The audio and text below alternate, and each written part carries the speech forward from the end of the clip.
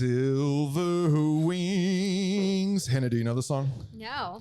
Shining in the sunlight. Come on, do you know this one? Nope, that's why I don't care. Roaring engines. Come on, Kevin, sing it with me. He doesn't know the song. Fading somewhere in flight. Oh, I bet he does. It's taking you away. It's Merle Haggard. Oh, Kevin knows that song. Yeah, Kevin knows the song. Hey, welcome Kevin to Pints and Perspectives. It's me again, Adam, and I'm singing random country songs because that's what I do. This is Cullen, and that is Hannah Oh Yeah Smith. Okay, look, y'all.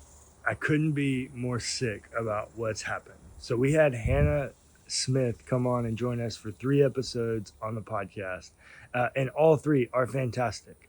Hannah is a great guest. She's a great interview, and she has a great perspective about theological concepts. But in the midst of a lot of new things and a big day, we lost most of her video footage. So we have all of her audio, and I really hate this so much. But I'm going to put a picture of Hannah down in the corner, and then on the last episode that we filmed with her, so we did 3 episodes with her, on the last one, the second half will have her video. I could not be more sick about this. Hannah, I'm so sorry. Listeners, I'm so sorry. I hate it, but this is the best I can do now. We will be better. And she is joining us. We'll talk to her in just a second. What are we doing here? We're going to drink some beer first? Beer. Okay. Or you should be. We are going to introduce Hannah in a minute, but first we're going to drink beer. Hannah, how often do you drink beer? Socially, whenever, maybe once a week. You have a social life? I have a social life. Okay, great, excellent. Wait, you said once a week. Okay, so what is normally while I'm playing Dungeons and Dragons, but I just drink what everyone else is drinking, so I don't have a preference. I'm gonna pretend like I know Dungeons and Dragons. Is there a type? What is the type of character that you prefer in Dungeons and Dragons? I know there's like a. My character right now is a half elf cleric. Cool. So kind of fitting. It's you. Yeah. Excellent. Perfect. You like make these characters up, right? They're Yeah. not like preset characters. Yeah. No, yeah, it's like a whole narrative thing. Where was I going with that? Okay, so like once a week. So what is okay, let's say we're actually going to a bar together, the 3 of us. Yeah. And we all go to the bar and I say, Hannah, get whatever you want. It's on me. What do you order? Ooh, probably a cider. Oh, okay. I know. Okay. I know. What if I said this bar doesn't have ciders? I would ask the bartender for their recommendation and drink whatever they give me. Okay. I really don't know very much about beer at all. Okay, well, great. You're going to get a little bit but of I'm an a education. consumer. Is your favorite place in Houston Cidercade? Ooh. I've been there once. It's fine. It's okay. Yeah. I think it just gets There's too many crowded people. too quick. Yes. Yeah. Oh my God. You got to go like on a And- weekday. Well, and I'm not a cider person, so like it's not my drinking. It's got to be a knock it out of the park cider for me. Yeah. I'd rather go to Dave & Buster's. I want to go to Dave & Buster's. I haven't been there since I was like 10. Let's go. The problem is Dave & Buster's is exorbitantly expensive. It is And- expensive. And Cidercade, you buy cider and a ticket, and then you play all the games. All day. So, Yeah. Yeah, it's true. It is a very different cost entry point. So on today's episode of Pints and Perspectives, we are all going to share one beer. I bought this bomber. This is Real Ale Brewing Company. That's the H-Town Brewery, right? No, sir. Blanco, Texas, I believe. The Hill Country. That's right. My bad. Hannah, where are you My from? neck of the woods. Yeah, where are you from originally? Yeah, Northwest San Antonio. Yeah. Okay. So a little bit. That is one of the reasons why I picked it for you. Oh, Nice. anyways, so Real Ale. We've done a few other things like It is big boozy. Boozy McFloozy. I was thinking about this is a limited release beer, and I was thinking about aging it, but I pulled it out of the fridge today because for this. Why don't you read? Hold on. Why don't you read this label for us there, Cullen? Real heavy, Scotch ale, rich and malt driven.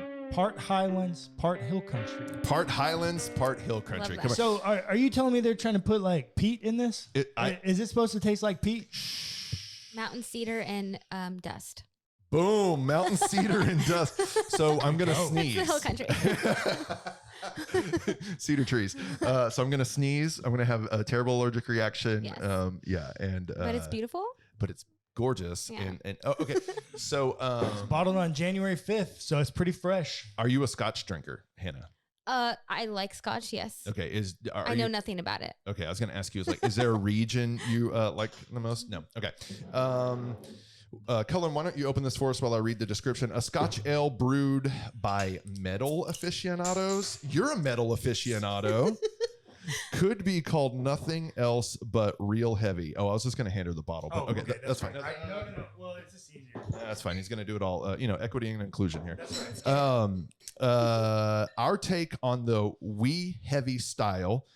So that is the style of ale, which is also like a Scotch ale, that's a whole other thing, is an imposing malt forward brew weighing in at 9.3% alcohol by volume. It is brewed with English crystal malt. You ever worked with English crystal malt? No, you haven't. I have not. English hops and fermented with our house English ale yeast. It's a very English beer, resulting in a rich brown color and a toffee accented malt character. Bang your head with a couple of pints of real heavy. So Scotch ales in general are exactly what they sound like. They are ales that sort of play on the British, Scotch. Well, I guess it's Scotland. Anyways, give us a nose. Somebody tell us what they think. 27 IBUs. Original gravity, 22. That explains the boozy. Hannah, what do you smell? It smells like alcohol. Ooh, nice. You got She just said, smells boozy. you have another nose that you might mention? Like, give me a fruit or a bread or something. It smells like banana nut bread. Okay. Look, you know a lot about beer. You're like a sommelier of beer. You said banana nut bread. Cullen? It definitely tastes or smells very malt forward. Yeah. Lots of malt. So, right. So, Yeah. Scotch ales, much like barley wines, much like, they're just like malt on malt on malt, right? Yep. Because you got to have a lot of sugar. We've talked about this. You got to have a lot of sugar, high alcohol, high sugar. What does that mean? Banana nut bread. Well, and that's why most Scottish people will just drink you under the floor. So come through. This beer in particular has won a million awards. It was the 3-time gold medal winner, Scotch Ale, and the Great American Beer Festival, 16, 17, 18. Anyways, Sisyphus is also a beer from Real Ale, and it just dropped. I just picked it up, and we were going to drink that one, but you'll have to tune in 4 episodes from now. Okay, let's taste it. Cheers. Cheers, friends. Cheers Hannah.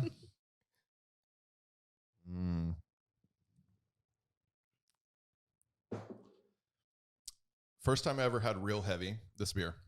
I was on, what river was that? I was on a river. You were drinking this on a river? Yeah. Boy. I used to go hard. Clearly. I was in San Marcos. So yeah, on the Comal. it must have been the Comal. Yeah. I was trying to think. In the hill country. Yeah, I know. I was trying to think. Was it the Guadalupe or the Comal? I couldn't remember because I floated them all. But I was on the Comal. And so the very first sip of this beer, I immediately was triggered, positive trigger, back to that time. I can see myself drinking a freaking Real Heavy. They only come in bombers or on tap. And it's delicious. It's delicious. Yeah. What do you think about the taste there, Hannah? Does it taste like banana nut bread? What's up? It's great. Yeah. I have no sophisticated words, but I like it and I would drink it again. There you go. That is. You can't ask for much more. One of the things we do on this podcast is we give each beer a rating, a personal rating. Okay. Yeah. So, and the scale is like 1 to 10. Okay. But Cullen loves having decimal points. Oh yeah. Well, I'm a decimal point person too. Had a girl. Well, there you go. Do you know who Dave Portnoy is? No. Okay, good. He's quite a controversial figure. He's a lot like me. He's happy to tell people to go fuck themselves. That's what I love about him. He's the owner of Barstool Sports. He's founder of Barstool Sports. Oh, yes. He recently came out and said that Donald Trump was a threat to the American democracy. So, well, he is. Yeah, he is. Agreed. But anyways, shocker. Dave Portnoy does this thing called the One Bite Pizza Review. And he goes all over New York City, or actually all over the U.S. Has one bite pizza. He's done them in Italy. Well, it's not one bite. It's like a made-up rule because he'll eat sometimes he'll eat a slice and a half. A whole before pizza. He gives a rating. And he always buys a whole pie and then reviews it and then just gives the rest of the pie around to the people around. Oh, and they have a whole app and everything. Anyways, he does the decimal point system, and he calls anything that's not a decimal point rating a rookie score. So I don't know if you've been watching, but you often get a rookie score parentheses next to your rating because you don't play the game right. You know, that's so asinine and ridiculous. I'll leave it there. Speaking of pies, anybody want to know food pairings for this? Oh, yes. Recommended by Real Ale? They recommend, you want to take a guess at it? Something cheese-based. It's super freaking British. So you're on the right track, friend. Yeah, something cheese-based, something fatty. Shepherd's pie. Yeah. Okay. Which is not cheesy necessarily, but it's very greasy. Very greasy, potatoey. And then something called, here we go, Stilton cheese. Yep. Greasy. You know what a Stilton cheese? I don't know what the hell was Stilton. No idea. Have you ever been to the UK? No. No, neither have I. Haggis is the other food pairing, which I don't know what that is. I think it's goat intestine, right? Oh, delicious. It's like a British thing. Comment below. Are you sure? Yeah. Google it. Goat intestine, Or I was always told was sheep. tripe. Sorry, sheep intestine. That's right. Sheep. I thought tripe was never mind. Sheep intestine. Tripe Or is also- sheep stomach. Haggis is sheep stomach. Okay. A Scottish dish consisting of a sheep or calf's offal mixed with suet, oatmeal, and season. What the offal? With oatmeal. Interesting. And suet. It's very British and gross. I've had it a couple times. Okay, give it a rating. What would you rate this? It's organs, it's intestines. Yeah, You're it's right, but it's from a sheep or calf. I'm going to say 9.2. Ding! Yeah. My reasoning is because it is boozy, but it also tastes sweet. And I need the sweet because I'm a lightweight. So I was. It's really good. I was slow on this, so let me do this. Okay, there it is. We don't get nines on this podcast very often. That's I don't love Go beer. off, I queen. drink it That- socially, but I would drink this again on purpose. I There you like go. it. So. Warning! There you go. Yeah. Warning! All right. It is 9.3%. So if you yeah. socially drink slow, It is not crushable. not And crushable. it will knock you on your ass. Give it a rating. I think it's very good. It's very well balanced. The hops there, the malt's there, the booze is there.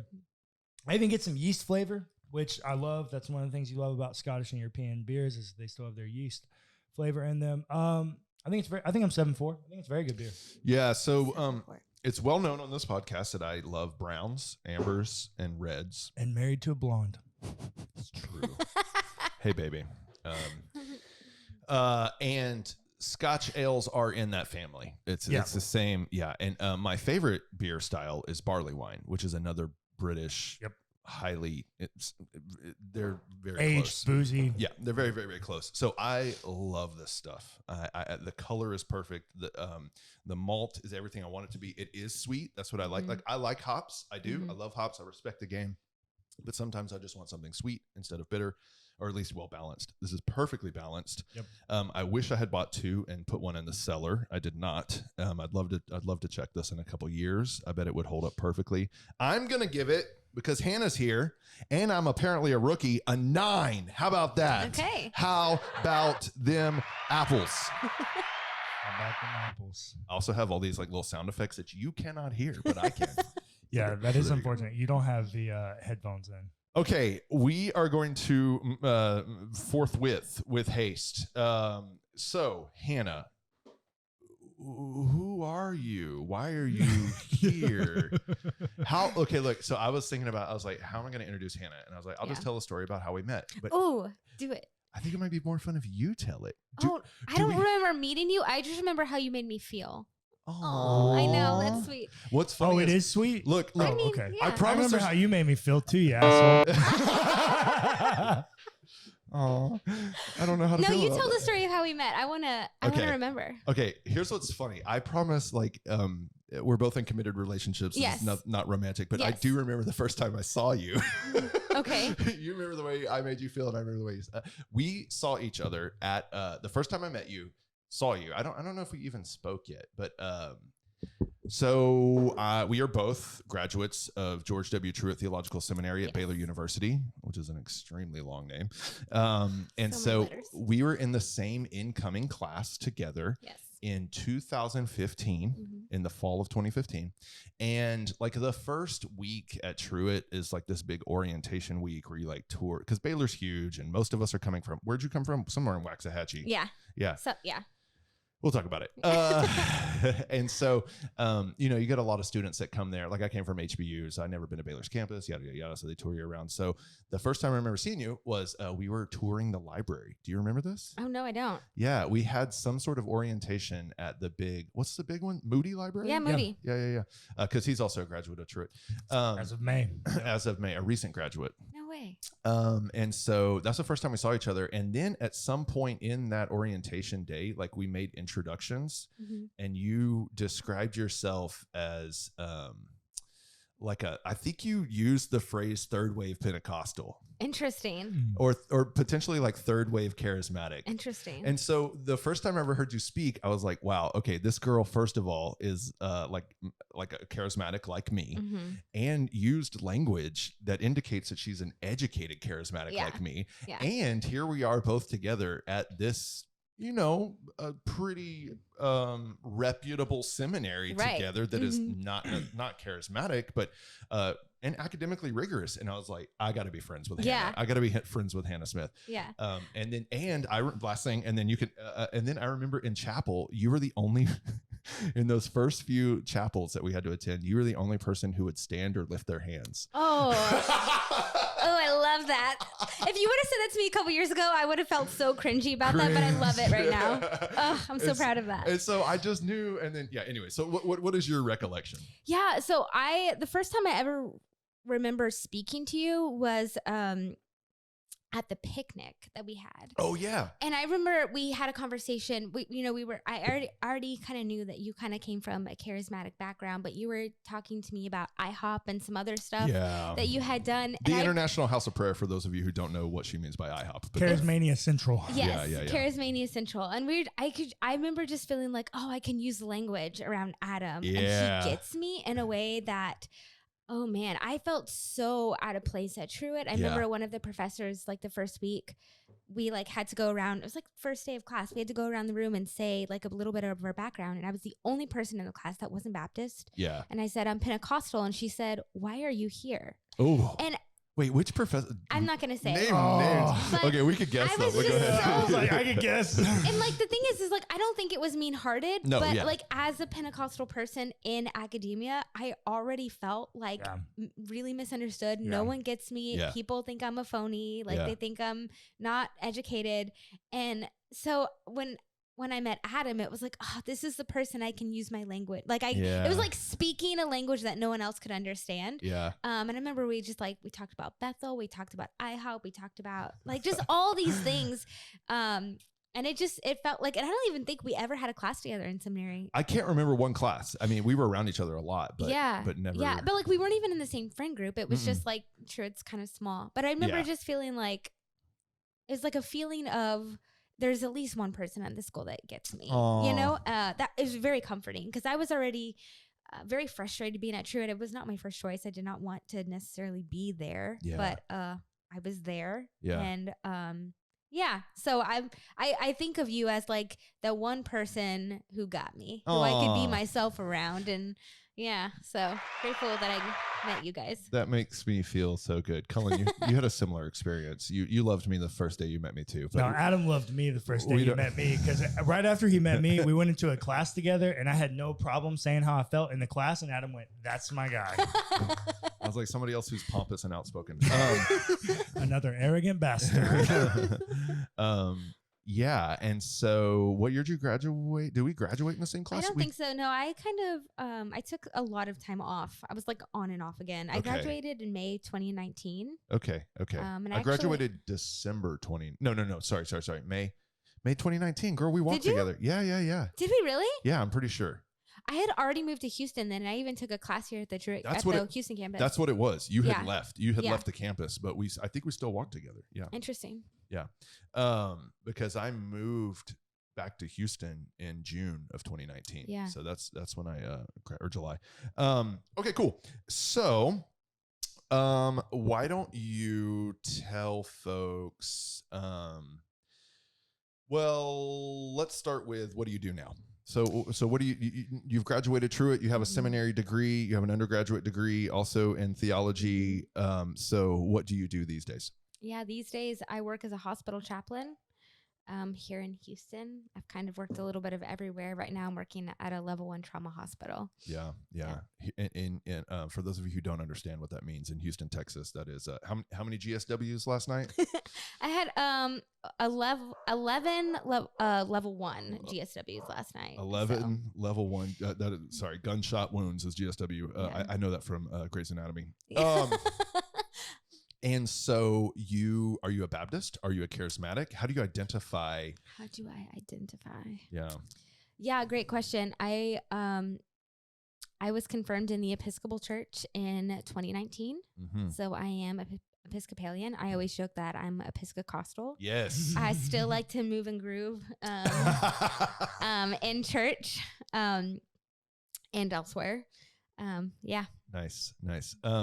So do you still, is there any part of you that identifies with the Baptist world? Never. Mm-mm. Not even when you were forced to take Baptist history from those professors, huh? Never. Yep. Truett was my second choice. My first choice didn't work out last minute. What was it? So I applied to Duke. Yeah. I got accepted to Duke. I was like packed, ready to go. And then they sent me an email saying that they had like overextended offers. I remember and this now. they were like, hey, we can't actually give you a scholarship. You're going to have to reapply next year. And so I last minute had to find another place to go. And so I chose Truett because of its stance on women in ministry. Yeah. It was when you're Pentecostal, that's not a question. obvious, yeah, right? And so I wasn't trying to be anywhere that was not affirming of women. Yeah. So. That's funny because at that time too, I was trying to get into Duke. Like Duke was my first choice, and Truett was my second choice. But Truett gave me more money, so I got into Duke. Did they offer you any money though? Yeah, dude, I got in for the PhD. Oh, when I left HBU, I turned it down for Hunter. She left me. And then she cheated on. Okay, well, there we go. Unfortunate story. It's okay. Life goes on. We move along. It's okay. I would not have been happy if I'd have done that. We are going to spend the next 3 episodes with Hannah, this one and 2 more. And so we're going to get more into her theology and her perspective on some specific topics. But the place we want to go to first, and we'll get to know you a little bit more as well. But the place we want to go to first is Penal Substitutionary Atonement. And the crowd goes wild. No, the crowd said, boo. So let's talk about penal substitutionary atonement. So Hannah, you may or may not know, and I can't remember if I told you this or not, but we're finishing a series on atonement theories, but we had models because we had an actual theologian in here, like a PhD theologian in here a couple episodes ago, and he didn't like the word theory, but Adam didn't like the word atonement, and he didn't like the word theory. Right out of the gate, my entire series was like, nope, we're gonna So let me start here with you, Hannah. In terms of atonement theory, so Hannah's a trained theologian. In terms of atonement theories or atonement models or whatever, soteriology, is there a model or theory that you kind of currently hold, or a combination thereof? Yeah, great question. I always joke that I'm like a 90% process person these days. Nice. Only 90% process. Okay. This is my theory on that. The last page of every process book is we made God up. And I'm not necessarily opposed to that. Okay. My problem is I do so much crisis ministry. Yeah, as a chaplain. And this idea of God needing to be sovereign is actually a really helpful and necessary concept, especially in times of crisis and grief. We need something bigger than ourselves for us to find our place in the world and for us to make meaning, especially in the midst of grief. Yeah. And so I really like the idea of process theory in general. Sure. I don't know that in situations of hardship that it is always helpful or applicable. So that's why I say I'm like 90%. Yeah, I wonder. That's a really great point that we should probably talk about more in depth, is that it's real easy for us to, privileged white dudes to sit up here and talk about God and have all these great things and ideas about God. But when you meet the person that's houseless When you meet the person that struggles with just surviving, they don't have the luxury of that, and they need a very different God than we do. This is one of the reasons why I have not just jettisoned Christianity entirely. So I think I would identify these days as a Christian atheist. Like, I think we have made God up. So I want to talk to you about your sovereignty thoughts there. But one of the reasons why I can't just say, oh, it's all a sham is because, well, first, liberation theology, which what I mean by that is like there are people in crises or oppression or just poverty or, you know, whatever. You mentioned homelessness, where it's like critically important. Yeah. And you're right. My privilege, I don't really need that. I'm a pretty comfortable person. Yeah. So what do you mean by sovereignty in that statement? Exactly what you think she means. No. It's a theological word that has a very clear meaning. Well, what do you mean? Am I wrong? Well, yeah. I think sovereignty is a word that I've been really hesitant to define for myself. Okay. Just because I wrestle with it. You know, I grew up in a tradition that is very, very Wesleyan, like really comfortable with the heretical label of being like semi-Pelagian or just full Pelagian. I identify as full out. Yeah. Pelagian is my homeboy. I call him a heretic, whatever. I don't care. Fine. Join the club. There's Adam's good like, beer I don't there. think God's real anyway, so I don't care. Yeah. So, you know, this, you know, like any kind of like determinism or predestination really gives me the EBGBs. Sure. I wasn't raised that way anyways. And so it's always felt really foreign to me. So I don't necessarily mean sovereign in like a perfect order of the universe or even time. Or deterministic. Yeah. But definitely in some way that they have like something is bigger than me. Control. Sure. In something some is bigger manner. than me in a loose sense, right? There is something that came before me that knows more than me. And I don't even mean in a pre-existent eternal sense. Well, no, I mean, I'm really comfortable with that. I'm not comfortable with like personification of God. So like, or God is like even equating God to having a consciousness like humans have a consciousness. Yeah, but more just like an overall sense of there's something bigger than me, and not in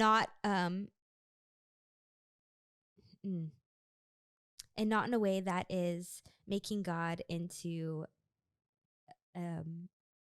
reducing God into a person. A human. Yeah. When you say well, okay, let me ask it this way. Can I ask a question? No, go ahead. Yeah. Mm-hmm. So like on a scale of like immanence and transcendence, like a vertical spectrum, where would you be on the, like, is God like 90% transcendent or is God like 90% immanent, or where would you be? Yeah. Great question. In that hospital room. Yeah. Right? Yeah. Oh, that is like the question though, that CPE students are like always asking, whenever they are, in the room.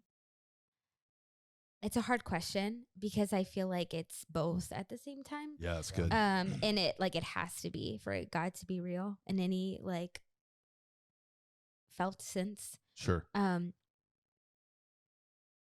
immanence that's there is the human connection. The like when two or more are gathered in my name, there I am, right? Yeah. But it's but the transcendence is that goes back to that sovereignty. Like this so is God not the whole picture. Fixed transcendently, and then the experience of an immanent God comes through community, comes through the human relationship. Communion. Yeah. So, what's up with penal substitutionary atonement? How you feel about this? Well, you wanted to. Well, but okay. So my uncle is a AG? leader in the AG. Wait. And so who's your uncle? Tim Ware. How do you spell Ware? Ware. I don't think I know. He's a church consultant for the North Texas district. Oh, I used to live in North Texas. I was going to say, I think he's in your district too, but yeah. So anyways, I have been all up in the AG world. I almost went to SAGU, which I imagine that's where you went. That's where she went. Yeah, that's so crazy. I almost went to SAGU on a basketball scholarship. Oh, nice. Damn. Yeah. Small world. Yeah, small world. So, and Waxahachie. That's right. The whack.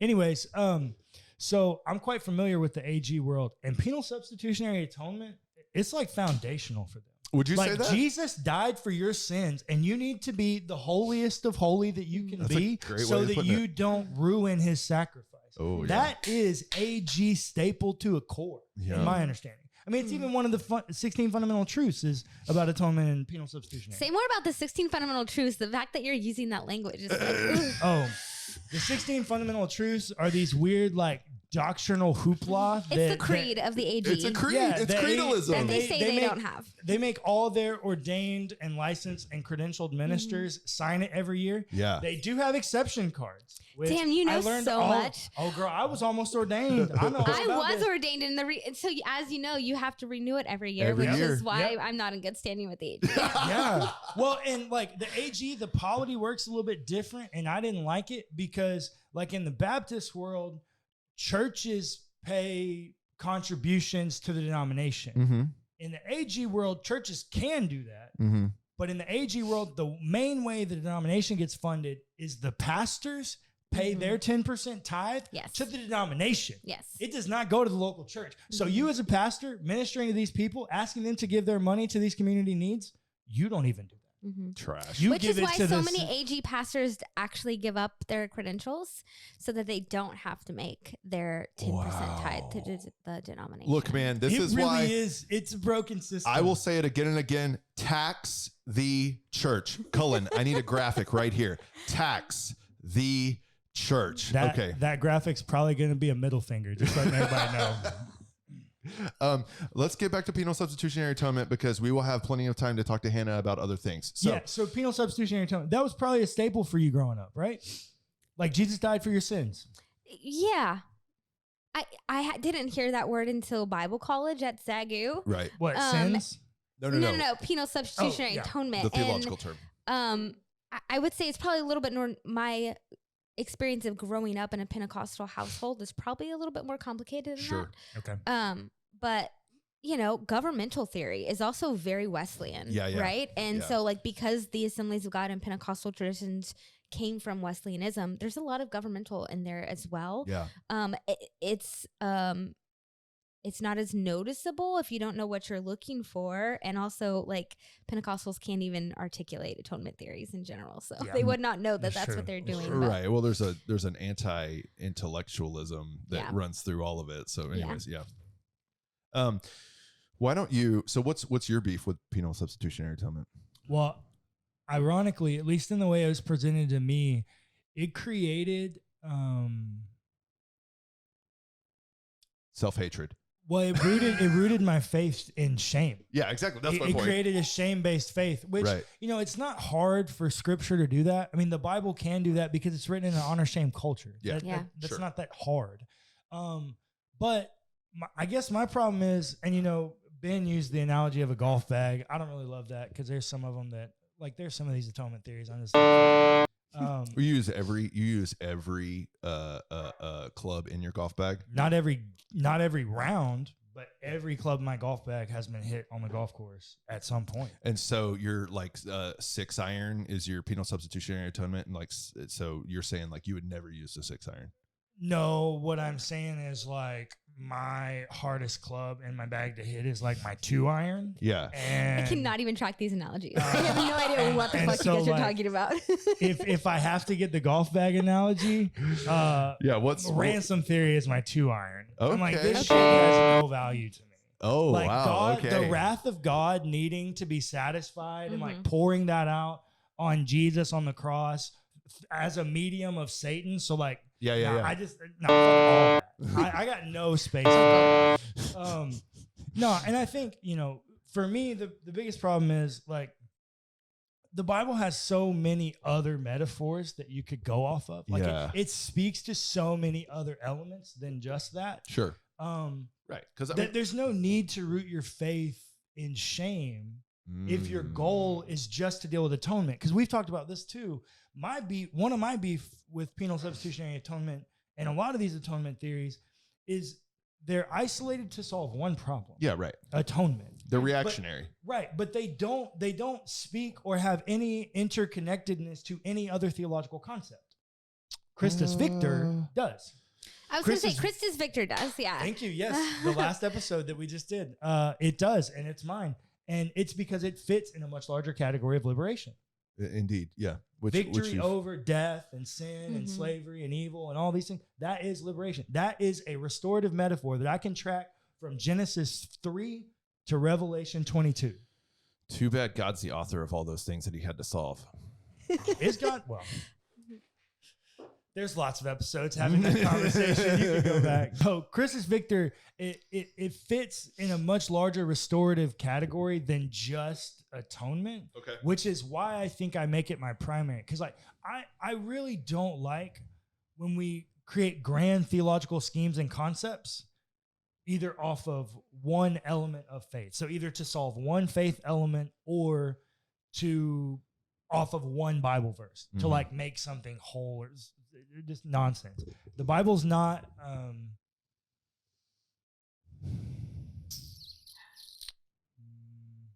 losing the word. I'm trying to think of what was it called? What was the patristic document called when they tried to homogenize all of the gospels together? Oh yeah. What was that thing called?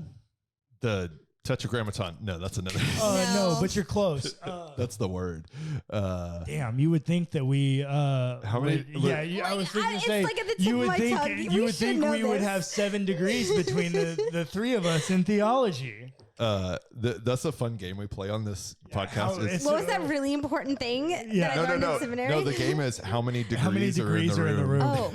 It's the most elitist shit that we do, man. How many? You've got 2. Well, I mean, okay, how are we counting degrees? Well, let's do it. Associate's degree, if that All counts, of them. in Bible. It does. Okay. Oh, okay. And then, bachelor's in theology. Okay. And then I went to seminary. And then I have a graduate diploma in Anglican studies. So there's... And I'm about to head back, so she's about to be on her 5th, so she's gonna beat you. Well, she won't when I'm all said. Well, she will if she keeps going. That's what I'm saying. When I'm all said and done. That's what I'm saying. So, okay, we're the coolest. I tried to Google it real quick. Horrible metric system of cool. In the words of Ben Blackwell, we're all educated beyond our intelligence. Educated beyond our intelligence and unemployable. All right. So there is the Joseph Smith translation, but that's a different. It was a patristic document. I know. I can't. They tried to harmonize. I keep wanting to say the word syllogism, and it's not that. But anyways, the Bible doesn't tell one story. The Bible tells many, many perspectives of one story happening across thousands of years, and that makes it. It's written in a way that it's not homogenous. It doesn't all meld together. There are one-off things that you go, what the fuck do I do with that? Well, there's no sense in us trying to make space for them. It's like, it's okay for that to be there. It's okay for us to not understand that.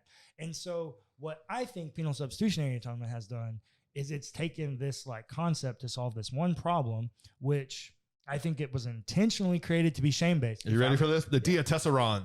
There you go. That's right. I said the Tetragrammaton. Yeah, you did. Yeah. It was in there. I was like, you're close. You're close. Yeah. Is this a blend of the Synoptic Gospels? Is that what this is? Yes. What? Yeah. Yeah, it is. It's Syriac by Tatian. And it's like written in like 190, right? It is written in 170-ish. Yes. And it is not just synthesis of the synoptics, but all 4. John's in there too. Interesting. Yeah, it's all the Gospels. Yeah. All of them. Yeah. Tatian. It was reconstructed in 1881 by Theodore Zahn, but clearly has fallen out of vogue. That's a whole nother conversation. We could do a whole episode on the Diatessaron because I think it ruins the Gospels because it takes the beauty of each one away because they're each telling a different story. Apparently, it still carries some authority in the Syriac Church. Well, that's probably true because it's probably one of their earliest documents. Indeed. Yeah. Exactly. Yeah. That makes the most sense. What are your thoughts on penal substitutionary atonement? It was probably your primary model that you were given as a child. Do you accept it as a no? Why not? It's a product of 20th century Western American context, and I mean, like. Well said. Here's the deal. Like, I believe strongly that all theology is contextual, sure. right? All of it is, and therefore, every context there is a justification for the theological repercussions, I guess, that happen in a culture. Sure. it's not traditional Christian thought. I mean, it's so new very new in Christian history. My problem with it is not even that it exists. If you want to believe like that, that's fine. I mean, that's American Christianity for you, and if that's your vibe, whatever. I can't. I have no place to critique someone, the culture and the context in which someone lives out their faith. Yeah. However, my problem is that it has been articulated as orthodoxy. Yes. And that's a problem. And it's right? not. Because it's so fucking new. Right. This is not deep, guys. You are not, this is not profound. This is very new. This hasn't stood 1,500 years of Christian history. She said, this is not profound. No, at all. At all. So, yeah. I'm not mad that it exists. There's lots of theologies I think are bullshit, but they hold significance to people in ways that I cannot understand because that's not my lived experience. Sure. I just have a problem with the snootiness behind You're such a good chaplain. You're like live your life. I don't, you're accepted, but I mean, if you want to get down to the nitty gritty, then we'll talk about it. Yeah. That's the thing, man, because I guess it does work for a lot of people. I just hate the fact that it is so shame based. And you make a really great point about look, this is kind of we're reading this ancient document, which was in a shame culture, honor shame culture. That's a good point. But it just makes people hate themselves. Yeah. And it made me hate myself. Yeah. I mean, I every single day lived with this grand fear, this, So with this, I'm going to pause you real quick because there's a key piece of this I forgot to say. Sure. Part of it is why did Jesus die on the cross for you? To keep you out of hell. Sure. So it makes a borderline tertiary, maybe even, something so fringe doctrine that didn't even come around until the New Testament. Yeah. Central yeah. to a key point about Jesus. Mm-hmm. Yeah. Yeah. I mean, that's what also roots in the shame piece. Yeah. Mm-hmm. Yeah. And the fact that it is, I think consciously or unconsciously, most pastors and preachers in this Protestant Western Penal Substitutionary Atonement, camp, consciously or unconsciously, it this soteriological system is weaponized. Yeah. To control, you need shame. Okay, now I'm really going to go down it. It's a shame-based theology that forces you to keep coming back to the source of your forgiveness and continue to repent. And, I think there's an economic motivation here too, right? Because you are filthy, dirty, unacceptable, and you need acceptance. And so the arbiter of that acceptance is this Protestant theological system that you can only actually access in a certain church with a certain leadership structure and yada, yada, yada, yada, yada, yada, right? And so it becomes a weapon for controlling people to continue to have to support John Piper. Or whatever, sorry to name drop there. That's why I hate it. It feels predatory. It feels predatory. Of course it does. That's because they're predators. Well, there you go. I'm thinking as you're talking, I'm trying to go back to all my church history days. So Sinners in the Hands of an Angry God, that was Edwards, Jonathan Edwards, which was during the Great 1800s. Awakening. Yep. Yep. Yeah. And I love this. Say okay, go for it. Want. No, what I'm trying to, I guess, work out in my head right now is the relationship between fear and the need for this assurance. You know what I mean? Absolutely. What was happening in the culture and in society that caused so much fear that created this theological ramification of Depression. needing No. assurance. Great Depression. You're way too. Your history's messed up. No, because you don't think that economic downfall, that collapse, creates fear for people lasting decades. Wait, hold on. Do you mean the 1940s Great Depression? No, I mean the 1830s. Well, Sinners in the Hands of an Angry God was 1741. Oh, my bad. So, and Jonathan Edwards was in where when he preached that sermon? New England. So this is my favorite part about Massachusetts. He only preached that sermon twice. He's a pastor of his own church. Right. He preached that sermon there first, and he almost got fired. Yeah. It was very controversial. Nobody liked it. It was done. Yeah.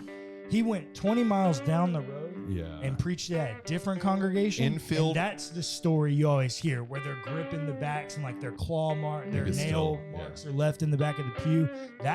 So it's like, that shows you the difference. Like, think back to like Billy Graham and like evangelism. He did the same thing though. He just did it nicer. Yeah. Well, not exactly. I mean, his threat is still, you need to be saved from hell. Same threat. It's the exact same threat. Very good point. And that like fear-based salvation that costs you nothing. Right. Of course you're going to. There's a great book called Jesus and John Wayne. Wait, is it right here? Yeah, it's right there. So, also, Sinners in the Hands of a Loving God is right there too. Yeah, Brian's on. Oh, Brian's on. Which is, we can't see what's here. Yes. That's a great point. Yeah, like there's a direct rebuttal. But it's funny. So he preached that first sermon in Northampton, Massachusetts. The second time he preached it was in Connecticut. And during the First Great Awakening. It's interesting. I don't know what the cultural set was then. I mean, we do, right? Like 1700s, like your post colonial, or you're still in a colonial setting, right? And you're like, I guess, fighting Native Americans for land. I mean, this is pre. Well, you're 1741, right? Pre 1776. So you're pre-independence. So you're still trying to survive. But you have been for 100 years dealing with some bullshit from Britain. Well, but everybody's dying of like plague and stuff. Like That's true. Everybody is dying. And Indians are killing people. And Billy Graham makes a splash with the same theological system because it's post-World War II. Yep. Society has experienced a lot of death. Mm-hmm. Yeah. So maybe that has something to do with it. Okay, look, we are out of time. So we are going to wrap this one up. Do you have any final thoughts on this series before we move on to other things? Nah, we should. Pelagius was right.